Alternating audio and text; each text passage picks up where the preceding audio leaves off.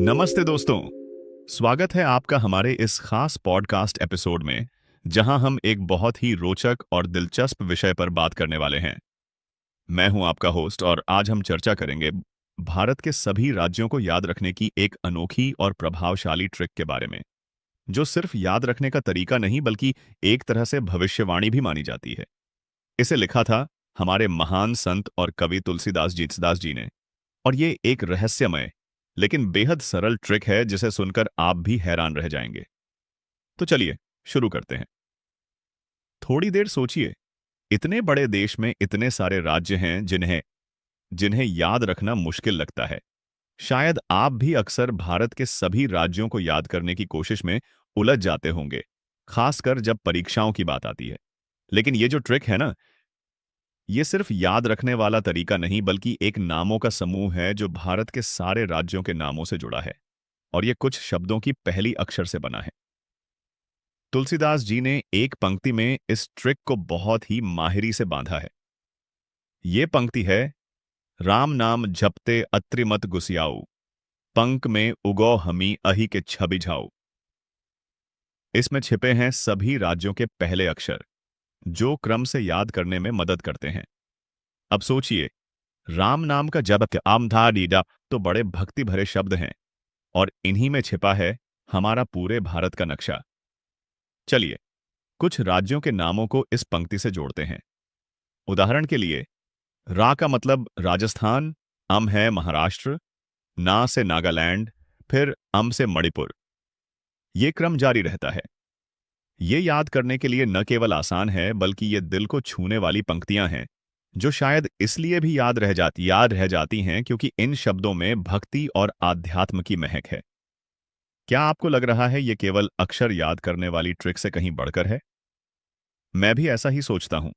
जब यह पंक्ति आप दोहराते हैं तो आपके मन में एक अद्भुत ऊर्जा भरती है, और साथ ही आप राज्यों के नाम सहजता से याद हो जाते हैं। अब मैं आपको कुछ राज्यों के नाम क्रम से बताता हूं ताकि ये समझना और आसान हो। जब आप सुनेंगे तो लगेगा जाइए हाथ कहेगा जैसे एक कहानी चल रही है।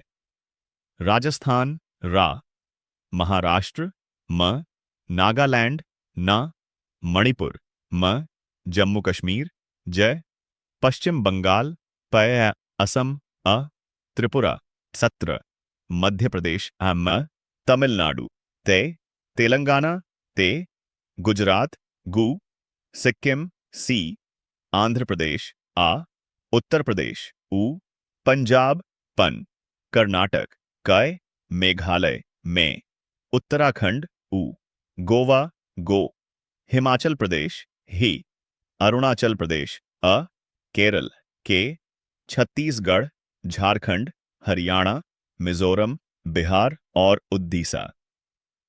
यहां पर ध्यान दें, ये क्रमात्मक नाम ही नहीं बल्कि एक मनभावन कविता की तरह जुड़ा हुआ है। क्या आपको अजीब नहीं लगता कि भक्ति से जुड़ी ये पंक्तियां भारत के सभी राज्यों को बिना किसी कठिनाई के याद करने का एक तरीका बन गई? यह एक तरह से उस गहरे संबंध का प्रमाण है जो हमारे वंश और संस्कृति के हर हिस्से के साथ जुड़ा है, जिससे कि सबसे जुड़ा है। मध्यकाल में भी जब शिक्षा मुख्यतः मौखिक और स्मृति पर आधारित होती थी, तब इस तरह की कविताएं, श्लोक और मंत्र उपयोगी होते थे। सोचिए, पहले कैसे लोग बिना किताबों के इतनी बड़ी जानकारी को याद रखते थे। ये तरह तरह के श्लोक और यादगार पंक्तियां उनमें गुप्त कोड जैसी थीं, जो ज्ञान और तथ्य एक साथ संजोती थीं। तुलसीदास जी की यह पंक्ति एक अद्भुत उदाहरण है कि कैसे शाश्वत ज्ञान और आधुनिक जरूरतें एक साथ जुड़ सकती हैं। मुझे ये भी बहुत खास लगा कि ये ट्रिक केवल राज्यों के नाम ही नहीं देती, बल्कि हमें आध्यात्म की भी याद दिलाती है। राम नाम जपते का भावार्थ है कि जब हम भगवान के नाम का स्मरण करते हैं, तब हमारी स्मृति बौद्ध से तेज होती है और ज्ञान आसानी से ग्रहण हो जाता है। इसका मतलब यह हुआ कि विज्ञान और आध्यात्म का मेल यहां नजर आता है। एक और बात जो ध्यान देने वाली है वह ये कि इस पंक्ति में जो राज्य शामिल हैं, वे भारत के विविध सांस्कृतिक, भौगोलिक और भाषाई पहलुओं को दर्शाते हैं। राजस्थान की थार की रेगिस्तान से लेकर सिक्किम की पहाड़ियां, तमिलनाडु की मंदिर संस्कृति से पंजाब की खुशहाली, सब कुछ एक साथ जुड़ा हुआ है। तो ये ट्रिक इस बात का भी प्रतीक है कि भारत असल में कितना विविध है और उसकी एकता कैसे भक्ति और संस्कृति के सूत्रों में बंधी है। अब यदि आप चाहें तो इसे याद करना और भी मजेदार हो सकता है, एक कहानी की तरह। जैसे रा से आपकी सोच राजस्थान के किलों की तरफ जाती है, एम से मुंबई के गगनचुंबी इमारत, ना से नागालैंड की जनजातियां और जे से जम्मू कश्मीर की बर्फीली चोटियां। चलिए एक और बात पर सोचते हैं, क्या इस ट्रिक का आज भी मतलब उतना है जितना पहले था? मुझे लगता है हाँ, पर इसे सिर्फ प्रतियोगी परीक्षाओं की मदद समझना थोड़ा कम होना होगा। यह याद रखने की तकनीक और साथ ही भारत की सांस्कृतिक विरासत का संगम है। यह तरीका हमें यह भी सिखाता है कि कैसे इतिहास, भक्ति और भाषा के मेल से हम जीवन में जटिल जानकारियों को सरल तौर पर ग्रहण कर सकते हैं। और सबसे मजेदार बात यह कि यह पूरी प्रक्रिया मजेदार भी हो जाती है। तो दोस्तों, ये था हमारा सफर भारत के राज्यों को याद रखने की इस रहस्यमय, सहजे और प्रभावशाली ट्रिक के साथ।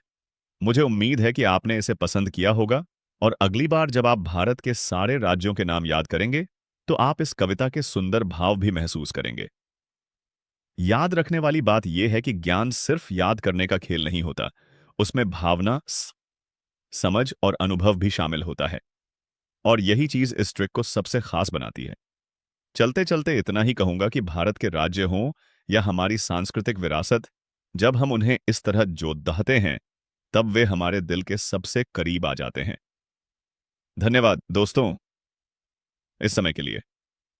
मिलते हैं अगली कहानी या किसी नई खोज के साथ। तब तक खुश रहिए, सीखते रहिए, अपने दिन को खास बनाइए। नमस्कार।